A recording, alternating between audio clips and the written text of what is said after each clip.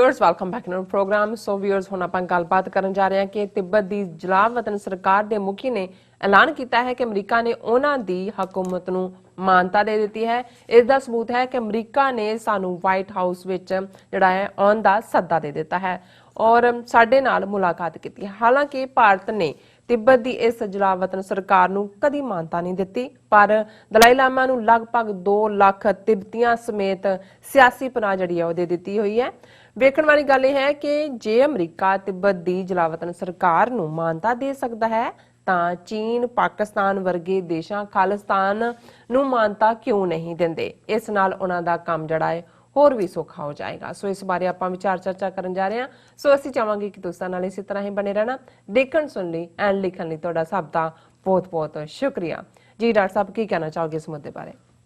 ਦੇਖੋ, ਹਾਲਾਂਕਿ president Trump ਨੇ ਇਹ ਐਲਾਨ ਕੀਤਾ ਹੈ ਕਿ ਜਿਹੜਾ ਇਲੈਕਟਰਲ ਕਾਲਜ ਹੈ ਜਿਹੜਾ ਡਿਸਾਈਡ ਕਰਦੇ ਨੇ ਜੇ ਉਹ ਬਾਈਡਨ ਦੇ ਨੂੰ ਵਿਕਟੋਰੀਅਸ ਜਾਂ ਜੇਤੂ ਕਰਾਰ ਦਿੰਦੇ ਨੇ ਤੇ ਉਸ ਫੈਸਲੇ ਨੂੰ ਮੰਨ ਲੈਣਗੇ। ਉਹ ਸ਼ਾਇਦ 15 ਦਸੰਬਰ ਨੂੰ ਹੋਣਾ ਹੈ ਉਹਨਾਂ ਦਾ ਫਾਈਨਲ। ਲੇਕਿਨ ਜੋ ਨੀਤੀਆਂ ਚੱਲ ਰਹੀਆਂ ਨੇ ਇਸ ਵੇਲੇ ਅਰਾਊਂਡ ਉਹ ਕਾਫੀ ਫਿਕਰਮੰਦੀ ਵਾਲੀਆਂ ਨੇ। ਬਿਲਕੁਲ ਉਹਨਾਂ ਦੇ ਵਿੱਚ ਅਸੀਂ ਅੱਗੇ ਜ਼ਿਕਰ ਕੀਤਾ ਸੀ ਕਿ ਕਿਵੇਂ ਮਿਡਲ ਈਸਟ ਦੇ ਵਿੱਚ ਇਜ਼ਰਾਈਲ ਔਰ ਮਾਈਕ ਪੋਂਪੀਓ ਉੱਥੇ ਬੈਠੇ ਨੇ ਨੇਤਨਯਾਹੂ ਦੇ ਨਾਲ ਔਰ ਸਾਊਦੀ ਅਰੇਬੀਆ ਦੇ ਕਰਾਊਨ ਪ੍ਰਿੰਸ ਦੇ ਨਾਲ ਮੁਲਾਕਾਤ ਦੀ ਗੱਲ ਵੀ ਸਾਹਮਣੇ ਆਈ, ਭਾਵੇਂ ਉਹਨਾਂ ਨੇ ਡਿਨਾਈ ਕੀਤੀ, ਬਟ ਇਹ ਫੈਕਟ ਹੈ ਕਿ ਨੇਤਨਯਾਹੂ ਦੇ ਸਪੈਸ਼ਲ ਜਹਾਜ਼ 'ਚੋਂ ਗਿਆ ਹੁਣ ਮਾਈਕ ਪੋਂਪੀਓ ਵੀ ਨਾਲ ਸੀ ਔਰ ਕਰਾਊਨ ਪ੍ਰਿੰਸ ਨੂੰ ਮਿਲਿਆ।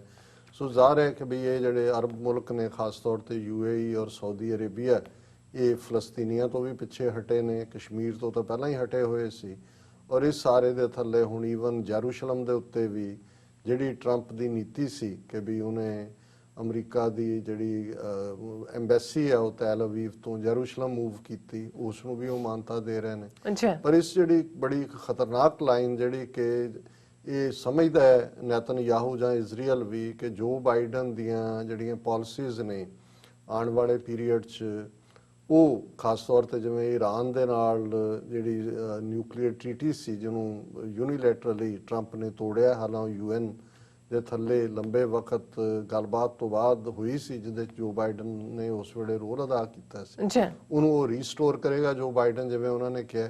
ਸੋ ਇਹ ਜਾਣ ਤੋਂ ਪਹਿਲਾਂ ਕੁਛ ਇਸ ਕਿਸਮ ਦਾ ਕ੍ਰੀਏਟ ਕਰ ਜਾਣਾ ਚਾਹੁੰਦੇ ਨੇ ਕਿ ਵੀ ਈਰਾਨ ਦੇ ਨਾਲ ਜੰਗ ਦਾ ਮਾਹੌਲ ਬਣ ਜਾਏ। ਔਰ ਉਸ ਦੀ ਇੱਕ ਮਾੜੀ ਗੱਲ ਜਿਹੜੀ ਹੋਈ ਹੈ ਪਿਛਲੇ ਕੱਲ੍ਹ ਹੀ ਜਿਹੜੇ ਈਰਾਨ ਦੇ ਇੱਕ ਟੌਪ ਸਾਇੰਟਿਸਟ ਜਿਨ੍ਹਾਂ ਬਾਰੇ ਵੈਸਟਰਨ ਮੀਡੀਆ ਵੱਲੋਂ ਇਹ ਪ੍ਰਚਾਰਿਆ ਗਿਆ ਸੀ ਕਿ ਜੀ ਜਿਹੜਾ ਈਰਾਨ ਦਾ ਨਿਊਕਲੀਅਰ ਪ੍ਰੋਗਰਾਮ ਡਿਵੈਲਪ ਹੋ ਰਿਹਾ ਹੈ, ਨਿਊਕਲੀਅਰ ਬੰਬ ਜਿਹਦੇ 'ਚੋਂ ਬਣ ਸਕਦਾ ਹੈ, ਉਹ ਇਹ ਸਾਇੰਟਿਸਟ ਦਾ ਬ੍ਰੇਨ ਚਾਈਲਡ ਹੈ, ਯਾਨੀ ਉਹ ਇਸ ਫੀਲਡ ਦਾ ਐਕਸਪਰਟ ਹੈ। ਔਰ ਪਿਛਲੇ ਕੱਲ੍ਹ ਉਸ ਨੂੰ ਜਿਹੜਾ ਮਾਰ ਦਿੱਤਾ ਗਿਆ, ਅਸੈਸੀਨੇਟ ਕੀਤਾ ਗਿਆ। ਪਹਿਲਾਂ ਇੱਕ ਹੋਰ ਗੱਡੀ ਨੂੰ ਜਿਹੜਾ ਉਹ ਨਿਸ਼ਾਨਾ ਬਣਾਇਆ ਗਿਆ ਔਰ ਉਸ ਦੇ ਹਵਾਲੇ ਨਾਲ, ਹਾਲਾਂਕਿ ਇਹਦੇ ਨਾਲ ਬਾਡੀਗਾਰਡ ਵੀ ਸੀ, ਇਹਦੇ ਬਾਵਜੂਦ ਜਿਹੜਾ ਉਸ ਨੂੰ ਮਾਰ ਮੁਕਾਇਆ ਗਿਆ। ਈਰਾਨ ਦੇ ਖਮੀਨੀ ਨੇ ਜਿਹੜਾ ਇਸ ਦੇ ਉੱਤੇ ਰਿਐਕਟ ਕੀਤਾ। ਹੁਣ ਜੇ ਕੋਈ ਵੀ ਗੱਲ ਈਰਾਨ ਜਵਾਬੀ ਜ਼ਾਹਰ ਹੈ ਵੀ ਇਹ ਉਹਨਾਂ ਦੀ ਜਿਹੜੀ ਹੈ ਇਜ਼ਰਾਈਲ ਦੀ ਖੁਫੀਆ ਏਜੰਸੀ ਮੋਸਾਦ ਦਾ ਘਰ ਹੈ। ਇਸ ਤੋਂ ਪਹਿਲਾਂ ਵੀ ਮੋਸਾਦ ਨੇ ਆਪਣੇ ਇੱਕ ਖੁਫੀਆ ਆਪਰੇਸ਼ਨ ਦੇ ਵਿੱਚ ਕੁਝ ਸਮਾਂ ਪਹਿਲਾਂ ਜਿਹੜਾ ਈਰਾਨ ਦਾ ਬਹੁਤ ਸੇਫ ਥਾਂ ਸੀ ਜਿੱਥੇ ਬਹੁਤ ਸਾਰੇ ਉਹਨਾਂ ਦੇ ਡਾਕੂਮੈਂਟ ਰੱਖੇ ਹੋਏ ਸੀ ਜਿਹੜੇ ਜ਼ਾਹਰ ਹੈ ਉਸ ਬੰਬ ਨਾਲ ਰਿਲੇਟਡ ਹੀ ਸੀ ਨਿਊਕਲੀਅਰ ਦੇ, ਉਹਨਾਂ ਨੇ ਕਿਵੇਂ ਆਪਣਾ ਆਪਰੇਸ਼ਨ ਕਰਕੇ ਅੰਦਰੋਂ ਤੋੜ ਕੇ ਕੱਢ ਕੇ ਔਰ ਲਿਜਾ ਕੇ ਫਿਰ ਜਦੋਂ ਅਮਰੀਕਨ CIA ਨਾਲ ਉਹਨਾਂ ਨੇ ਸਾਂਝ ਪਾਈ, ਇਹਨਾਂ ਨੇ ਕਿਹਾ ਵਾਹ ਇੰਨਾ ਜ਼ਬਰਦਸਤ ਜਿਹੜਾ। ਸੋ ਇਹ ਕੰਮ ਵੀ ਮੋਸਾਦ ਦਾ ਹੈ।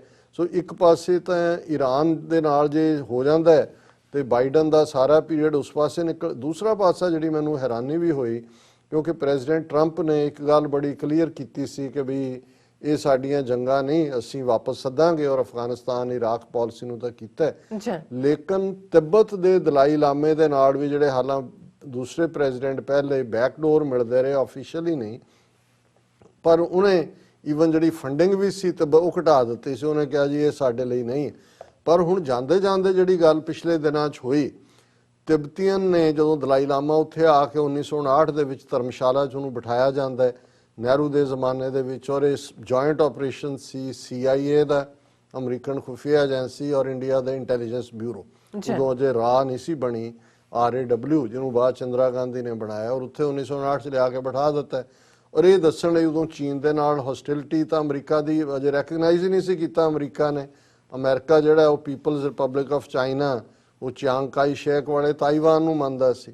ਔਰ ਇਹਨਾਂ ਨੇ ਇੱਕ ਉਹਨਾਂ ਦੀ ਜਲਾਵਤਨ ਸਰਕਾਰ ਵੀ ਬਣਾ ਦਿੱਤੀ ਤਿਬਤਨ ਦੀ, ਜਿਹਨੂੰ ਗਵਰਨਮੈਂਟ ਇਨ ਐਗਜ਼ਾਈਲ ਕਹਿੰਦੇ ਨੇ। ਦਲਾਈ ਲਾਮੇ ਨੇ ਕਿਹਾ ਜੀ ਮੈਂ ਤਾਂ ਸਪਿਰਿਚੁਅਲ ਔਰ ਟੈਂਪੋਰਲ ਹੈਡ ਹੈ, ਉਹਨੂੰ ਇੱਕ ਇੰਡੀਪੈਂਡੈਂਟ ਬਾਡੀ ਰੱਖਿਆ, ਹਾਲਾਂਕਿ ਜੋ ਵੀ ਦਲਾਈ ਲਾਮੇ ਦੇ ਕਹਿਣ ਦੀ ਚੱਲਦੀ ਸੀ। ਲੇਕਿਨ ਇਹ ਗਵਰਨਮੈਂਟ ਇਨ ਐਗਜ਼ਾਈਲ ਬਣਾਈ ਤਾਂ ਬੇਸ਼ੱਕ CIA ਔਰ ਇੰਟੈਲੀਜੈਂਸ ਬਿਊਰੋ ਨਹੀਂ। ਹੁਣ ਜੇ ਅਸੀਂ 1960 ਤੋਂ ਦੇਖੀਏ ਹੁਣ ਤੱਕ 60 ਸਾਲ ਹੋ ਗਏ ਨੇ, ਪਰ ਕਦੇ ਵੀ ਅਮਰੀਕਾ ਨੇ ਇਹਨੂੰ ਮਾਨਤਾ ਨਹੀਂ ਦਿੱਤੀ ਜਾਂ ਤਿਬਤਨਸ ਦੀ ਗਵਰਨਮੈਂਟ ਇਨ ਐਗਜ਼ਾਈਲ ਦਾ ਕੋਈ ਰਿਪਰੈਜ਼ੈਂਟੇਟਿਵ ਕਦੇ ਵਾਈਟ ਹਾਊਸ 'ਚ ਨਹੀਂ ਇਨਵਾਈਟ ਕੀਤਾ ਗਿਆ। ਇਸ ਦੇ ਰਾਦਰ ਉਲਟ ਜੇ ਉਹਨਾਂ ਦਾ ਕੋਈ ਸੈਸ਼ਨ ਵੀ ਹੁੰਦਾ ਸੀ ਤਾਂ ਕਿਸੇ ਨੂੰ ਜੇ ਵੀਜ਼ਾ ਦੇ ਦਿੱਤਾ ਕਿਸੇ ਨੇ ਤਾਂ ਚੀਨ ਪ੍ਰੋਟੈਸਟ ਕਰਦਾ ਸੀ, ਉਹ ਵੀ ਕੈਂਸਲ ਹੋ ਜਾਂਦਾ ਸੀ। ਔਰ ਟਰੰਪ ਨੇ ਆਪਣੀ ਟਰਮ ਦੇ ਸ਼ੁਰੂ 'ਚ ਹੀ ਕਿਹਾ ਕਿ ਵੀ ਨਹੀਂ ਇਹਨਾਂ ਦਾ ਉਹ ਵੀ ਫੰਡ ਕੱਟੋ ਜੋ ਉਹਨਾਂ ਨੂੰ ਥੋੜਾ ਬਹੁਤ ਪੈਸਾ ਜਾਂਦਾ ਸੀ। ਲੇਕਿਨ ਹੁਣ ਜਾਂਦੇ ਜਾਂਦੇ ਈਵਨ ਚੀਨ ਦੇ ਹਵਾਲੇ ਨਾਲ ਬਾਕੀ ਤਾਂ ਟਰਬਲਸ ਖੜੀਆਂ ਕੀਤੀਆਂ ਹੀ ਨੇ। ਇਹ ਵੀ ਜਦੋਂ ਪਿਛਲੇ ਦਿਨਾਂ 'ਚ ਆਇਆ ਕਿ ਵੀ ਗਵਰਨਮੈਂਟ ਇਨ ਐਗਜ਼ਾਈਲ ਦਾ ਜਿਹੜਾ ਉਹਨਾਂ ਦਾ ਪ੍ਰੈਜ਼ੀਡੈਂਟ ਹੈ ਲੈਮ ਸੌਂਗ ਸੰਗੇ, ਉਹਨੂੰ ਇਨਵਾਈਟ ਕੀਤਾ ਵਾਈਟ ਹਾਊਸ। ਮੈਂ ਕਿਹਾ ਇਹ ਤਾਂ ਇਹਨਾਂ ਨੇ ਰੈਕਗਨਾਈਜ਼ ਕਰ ਲਿਆ ਉਹਨਾਂ ਦੀ ਗਵਰਨਮੈਂਟ ਇਨ ਐਗਜ਼ਾਈਲ ਨੂੰ। ਈਵਨ ਇੰਡੀਆ ਵੀ ਮੰਨ ਚੁੱਕਾ ਹੈ ਵਨ ਚਾਈਨਾ ਪਾਲਿਸੀ, ਔਰ ਈਵਨ ਇੰਡੀਆ ਨੇ ਭਾਵੇਂ 2 ਲੱਖ ਤਿੱਬਤੀ ਉੱਥੇ ਰੱਖੇ ਹੋਏ ਨੇ ਧਰਮਸ਼ਾਲਾ 'ਚ ਔਰ 1-2 ਹੋਰ ਥਾਵਾਂ ਤੇ। ਔਰ ਕਦੀ ਕਦਾਈ ਜਦੋਂ ਚੀਨ ਦਾ ਕੋਈ ਆਇਆ ਉਹਨਾਂ ਤੋਂ ਮਾੜਾ ਮੋਟਾ ਪ੍ਰੋਟੈਸਟ ਵੀ ਕਰਵਾ ਦਿੰਦੇ ਨੇ, ਜਾਂ ਦਲਾਈ ਲਾਮੇ ਨੂੰ ਇਸਤੇਮਾਲ ਕਰ ਲੈਂਦੇ ਨੇ। ਅਰੁਣਾਚਲ ਪ੍ਰਦੇਸ਼ ਦਾ ਕੋਈ ਦੌਰਾ ਕਰਵਾਉਣਾ ਹੋਏ ਉਦੋਂ ਚੀਨ ਵੀ ਪ੍ਰੋਟੈਸਟ ਕਰਦਾ, ਉਹ ਕਹਿੰਦੇ ਨਹੀਂ ਜੀ ਸਪਿਰਿਚੁਅਲ ਦੇ ਤੌਰ ਤੇ ਗਏ ਉੱਥੇ ਗਏ ਨੇ। ਲੇਕਿਨ ਇਹ ਇੱਕ ਬੜੀ ਵੱਡੀ ਤਬਦੀਲੀ ਹੋਈ ਹੈ ਅਮਰੀਕਾ ਦੀ ਨੀਤੀ 'ਚ, ਔਰ ਈਵਨ ਇੰਡੀਆ ਵੀ ਉਹਨੂੰ ਫੋਲੋ ਕਰ ਸਕਦਾ ਹੈ। ਔਰ ਇਹ ਅੱਜ ਉਹਨੇ ਜਿਹੜਾ ਲੈਮ ਸੈਂਗ ਸੰਗੇ ਹੈ ਉਹਨਾਂ ਦਾ ਗਵਰਨਮੈਂਟ ਇਨ ਐਗਜ਼ਾਈਲ ਦਾ ਹੈਡ, ਉਹਨੇ ਤਾਂ ਓਪਨਲੀ ਕਿਹਾ Tibetan government in exile recognised by US says its president. ਉਹਨੇ ਕਿਹਾ ਲੋਬਸੈਂਗ ਸੈਂਗਸੇ president of Central Tibetan Administration, or the Tibetan government in exile, who was recently invited to the White House in the US, has claimed that US government has recognized their government in exile. ਬਾਕੀ ਜੇ invitation ਉਹਨੇ ਕਿਹਾ ਜੀ ਉਹਨਾਂ ਨੇ recognise ਕਰ ਲਿਆ, ਔਰ ਉਹਨਾਂ ਇਸ ਦੇ ਨਾਲ ਉਹਨੇ ਕਿਹਾ ਵੀ ਇਸ ਚੋਂ ਜਿਹੜਾ ਵਨ ਚਾਈਨਾ ਪਾਲਿਸੀ ਵਾਲੀ ਗੱਲ ਸੀ ਉਹ ਖਤਮ ਹੋ ਗਈ। ਅਸੀਂ ਇੰਡੀਪੈਂਡੈਂਟ ਸੋਵਰਨ ਤਿੱਬਤ ਦੇ ਲਈ ਜਿਹੜਾ ਉਹ ਲੜਾਈ ਲੜ ਰਹੇ ਹਾਂ, ਔਰ ਸਾਨੂੰ ਜਿਹੜਾ ਉਹਨਾਂ ਨੇ ਰੈਕਗਨਾਈਜ਼ ਕੀਤਾ। ਔਰ ਉਹਨਾਂ ਨੇ ਕਿਹਾ ਉਹਦੇ ਪ੍ਰੈਜ਼ੀਡੈਂਟ ਕਿ ਇਨ ਦਾ last 60 years the White House has always said allowing you to enter and inviting you inside will amount to acknowledging or recognizing the Tibetan government in exile. Once you recognize that government, you raise the issue of status of Tibet, whether it is independent or not. It touches upon one China policy, so it's very sensitive. ਉਹਨੇ media ਨੂੰ ਕਿਹਾ ਜੀ ਹਮੇਸ਼ਾ America ਸਾਨੂੰ ਇਹ ਕਹਿੰਦਾ ਰਿਹਾ, ਲੇਕਿਨ ਹੁਣ ਜਿਹੜਾ ਟਰਸਟ ਡੈਫਿਸਿਟ ਹੈ ਬਿਟਵੀਨ ਵਾਸ਼ਿੰਗਟਨ ਐਂਡ ਚਾਈਨਾ, ਉਹਦਾ ਇਹ ਨਤੀਜਾ ਹੈ ਕਿ ਹੁਣ ਉਹਨਾਂ ਨੇ Washington has decided it will call out China and they have recognised us by inviting us. So ਅਸੀਂ ਸਮਝਦੇ ਹਾਂ ਕਿ ਵੀ ਇਹ ਇੱਕ ਆਪਣੇ ਆਪ 'ਚ ਹੁਣ ਇਸ ਗੱਲ ਵੱਲ ਹੈ ਕਿ ਜੇ ਅਮਰੀਕਾ ਜਾਂਦੇ ਜਾਂਦੇ Trump administration government in ਐਗਜ਼ਾਈਲ Tibet the recognise ਕਰਦੇ, ਜਿਹਦੀ ਕੋਈ ਲਹਿਰ ਨਹੀਂ ਹੈ, ਕੋਈ ਇਹਨਾਂ ਦਾ ਫੋਕਸ ਹੀ ਨਹੀਂ ਹੈ ਤਿੱਬਤ ਦੇ ਵਿੱਚ, ਉੱਥੇ ਬਿਠਾਏ ਹੋਏ ਨੇ ਉਹ UN ਏਜੰਸੀਆਂ ਦੇ ਥੱਲੇ ਦੂਜੇ ਖੁੱਲਾ ਜਿਹੜਾ ਉਹ ਮਾਲ ਗੱਫਾ ਮਿਲ ਰਿਹਾ, ਖਾਪੇ ਇਹਨਾਂ ਨੂੰ ਮਿਲ ਰਿਹਾ, ਇਹਨਾਂ ਦਾ ਤੁਰਿਆ ਹੋਇਆ ਕੰਮ। ਬਟ ਇਸ ਦੇ ਉਲਟ ਖਾਲਿਸਤਾਨ ਦੀ ਮੂਵਮੈਂਟ ਤਾਂ ਗਰਾਊਂਡ ਦੇ ਉੱਤੇ ਹੈ।